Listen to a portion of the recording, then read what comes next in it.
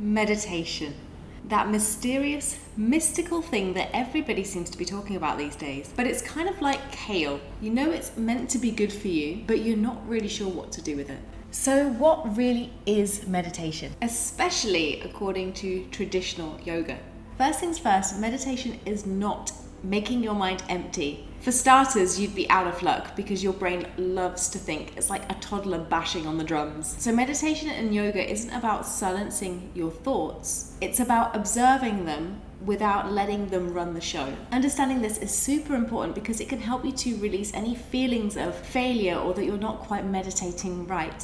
Things that get in the way of you experiencing true meditation.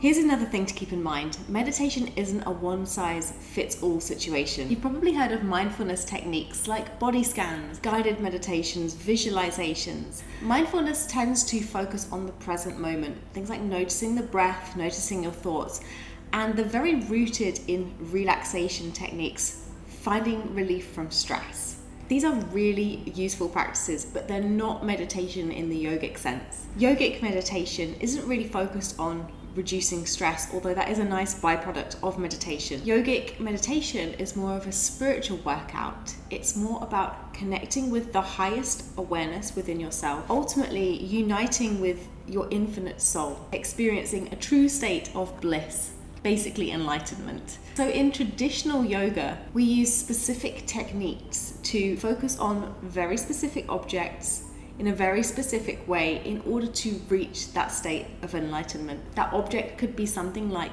a candle, it could be something like a symbol or a mantra or something internal, something like the breath. And you can choose different objects depending on your meditation goal. It's really important to remember that meditation is a process that naturally unfolds with your practice and your experience. So wherever you are in meditation right now, whatever you're experiencing, you're exactly where you need to be. So what are the stages of meditation? Well, stage 1 is about finding deep focus. In Sanskrit, which is the language of yoga, we call this stage Dharana, and it means concentration. You can think of Dharana like training the mind to focus in one place. Just like you would train a torch to stop waving around and be very, very still so the light is shining in one area, in one direction only. Stage 2 is where you start to sink deeper into that focus. It's kind of like reading your favorite book and you're totally immersed that you lose all sense of time around you. This stage is called Dhyana. And the third and final stage of meditation is Samadhi.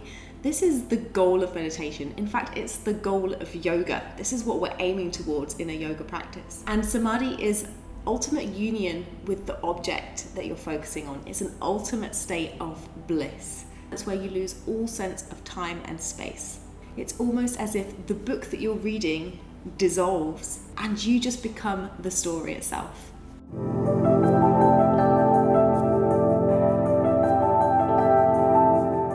Okay, let's address the time commitment. No, you don't need to spend hours meditating to do it right.